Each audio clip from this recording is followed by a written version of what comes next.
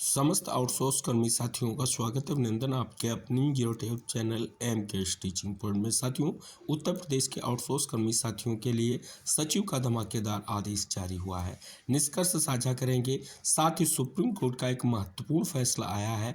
फैसले का निष्कर्ष क्या है, आप सभी लोगों के लिए क्या बहुत ही बड़ी इंफॉर्मेशन फैसले से स्पष्ट हो रही है, निष्कर्ष साझा करेंगे। साथ ही अन्य जो महत्वपूर्ण खबरें हैं जो विभिन्न प्रदेशों से आ चुकी हैं, जो आउटसोर्स कर्मी साथियों से रिलेटेड हैं, उनका भी विस्तृत निष्कर्ष साझा करेंगे।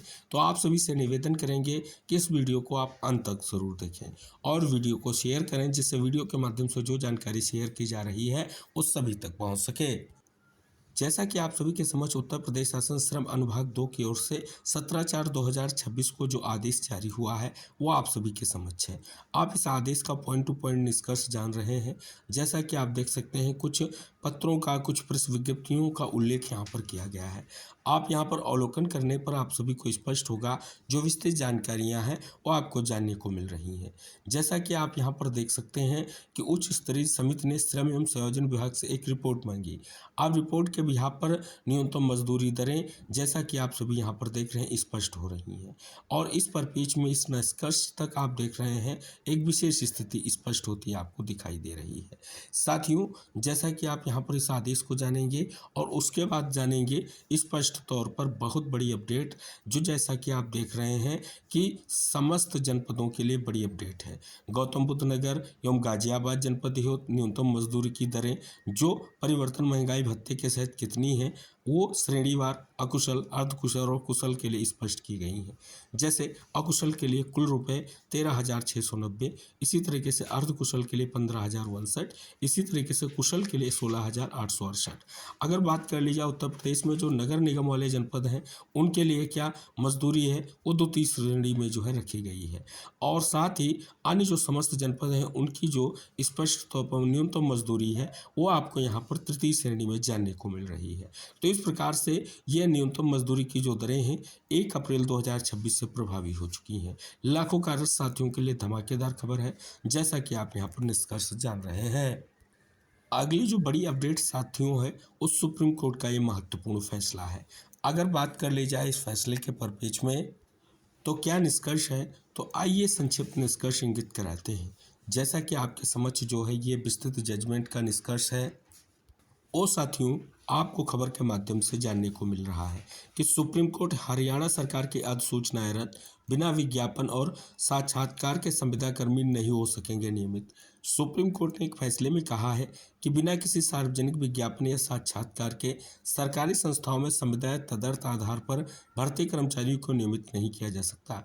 जस्टिस PS नरसिम्हा और जस्टिस AS चंद्रकर की जो है बेंच ने हरियाणा से संबंधित मामले में राज्य सरकार की जुलाई 2014 की 2 अधिसूचनाओं को मनमाना बताते हुए रद्द कर दिया, जिससे सार्वजनिक विज्ञापन या साक्षात्कार के बिना की गई नियुक्तियों को नियमित करने का रास्ता साफ हो गया था। हालांकि बेंच ने संपूर्ण न्याय के लिए संविधान के अनुच्छेद 142 के तहत मिली विशेष शक्तियों का प्रयोग करते हुए उन लोगों को संरक्षण दिया जो पहले से सबसे कम वेतनमान पर सेवाओं में बने हुए थे।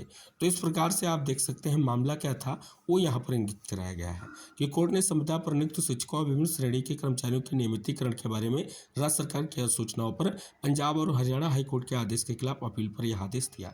बेंच ने हाईकोर्ट के फैसले में आंशिक बदलाव करते हुए उन नियुक्तियों के नियमितीकरण के वैध माना जिनमें पूरी प्रक्रिया अपनाई गई थी। अगली बड़ी अपडेट आप सभी के समक्ष है कि 1 जनवरी 2026 से डीआर की अतिरिक्त किस्त केंद्रीय कर्मियों का जो डीए है वो 2% जो है बढ़ा दिया गया है। आप यहाँ पर अवलोकन कर सकते हैं। अगली अपडेट है कि मनरेगा की मजदूरी 413 रुपये करे केंद्र सरकार। जैसा कि आप यहाँ पर देख रहे हैं, ये बड़ी जो मांग है की गई है। अब आगे क्या निष्कर्ष रहेगा वो महत्वपूर्ण रहेगा। अगली बड़ी अपडेट आ चुकी है कि अब वेतन देने से 7 दिन पहले देनी होगी सैलरी स्लिप। जैसा कि आप यहाँ पर अवलोकन करेंगे, खबर जो है निष्कर्ष के साथ प्रकाशित किया गया है। न्यूनतम वेतन के बढ़ने से उद्यमियों की चिंता बढ़ी। जैसा कि आप यहाँ पर देख रहे हैं, जो न्यूनतम वेतन में जो है एकमुश्त 4,000 रुपये की वेतन बढ़ोतरी व्यवहारिक नहीं है, ये यहाँ निष्कर्ष जानने को मिल रहा है। अपडेट आ चुकी कर्मचारियों के नियमितीकरण पर लगी मुहर। देख सकते हैं 2 माह के अंदर किए जाएंगे जो है कर्मचारियों को नियुक्ति पत्र। अपडेट आप सभी लोगों के समक्ष कि कुशल श्रमिकों को अब मिलेगी न्यूनतम 16,025 रुपये मजदूरी।